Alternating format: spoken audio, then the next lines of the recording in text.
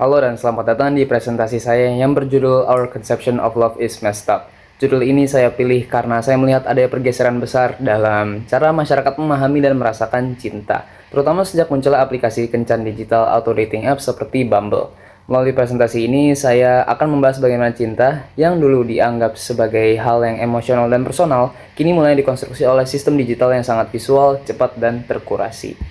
Oke, pokok pembahasan jadi presentasi ini akan mengikuti alur yang sistematis, dimulai dari latar belakang, lalu masuk ke rumusan masalah, tujuan penelitian, dan metode yang digunakan. Setelah itu, saya akan menyampaikan prediksi temuan serta kontribusi riset terhadap studi media dan budaya digital. Harapannya pembahasan ini bisa membuka ruang refleksi bersama tentang bagaimana teknologi dapat mempengaruhi relasi hubungan personal manusia. Latar belakang, dalam beberapa tahun terakhir, kita semua dapat melihat fenomena di mana aplikasi kencan atau dating apps mulai menjadi semakin umum dalam kehidupan sehari-hari. Fitur seperti swipe and match memungkinkan koneksi yang instan, namun hal tersebut justru menghadirkan bentuk cinta yang cepat dan serba estetik. Aplikasi seperti Bumble bukan hanya menjadi perantara, tapi juga menjadi pemeran utama dalam membentuk cara orang menampilkan diri dan memilih pasangan. Cinta bukanlah hal yang hanya menjadi soal rasa saja, tetapi juga soal performa dan algoritma. Rumusan masalah, berangkat dari fenomena tersebut, saya merumuskan 3 pertanyaan utama. Yang pertama itu, bagaimana pengguna menampilkan diri secara visual yang mengarah kepada konsep hyperreality. Kedua, bagaimana budaya fast love tercermin dalam interaksi yang berlangsung cepat dan efisien. Lalu yang ketiga, apa dampak keseluruhan dari dua hal ini terhadap cara kita memaknai cinta dan hubungan pada saat ini. Saat berikutnya, tujuan penelitian. Tujuan dari penelitian ini adalah untuk memahami peran dating apps sebagai media baru dalam membentuk persepsi cinta masyarakat. Saya ingin menganalisis bagaimana fitur dan desain dari aplikasi seperti Bumble dapat menciptakan ruang yang memungkinkan terjadinya simulasi cinta.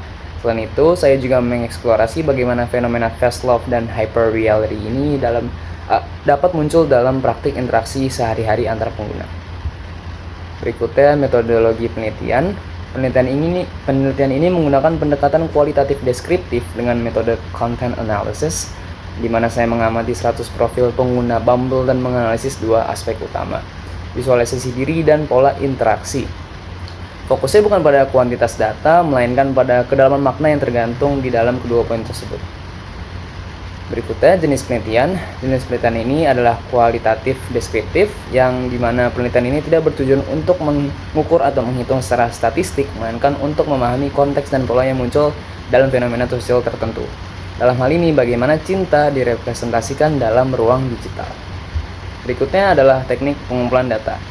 Data untuk penelitian ini dikumpulkan melalui observasi secara langsung terhadap 100 profil pengguna Bumble. Fokus utama adalah pada elemen visual seperti foto, bio, emoji, serta pola interaksi seperti swipe and match, dan tujuan penggunaan. Observasi ini juga dilakukan tanpa interaksi secara langsung dengan pengguna untuk menjaga kealamian data. Berikutnya adalah contoh dari data yang sudah saya kumpulkan. Lalu berikutnya, teknik analisis data. Oke, jadi analisis ini dilakukan dengan pendekatan konten analisis, di mana data dikelompokkan ke dalam 2 tema besar, yaitu visualisasi diri dan pola interaksi.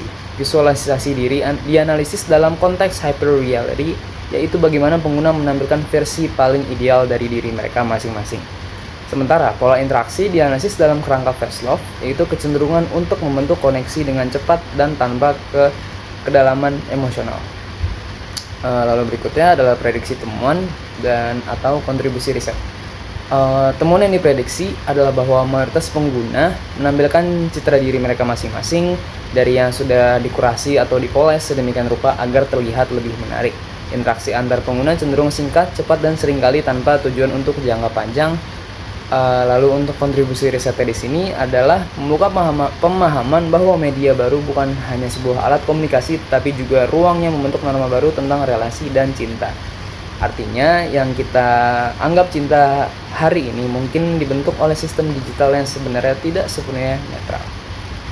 Berikutnya, yang terakhir adalah output yang diharapkan. Jadi, output dari penelitian ini adalah memberikan kontribusi kepada studi media baru dan budaya digital, khususnya dalam melihat peran algoritma dalam membentuk relasi personal.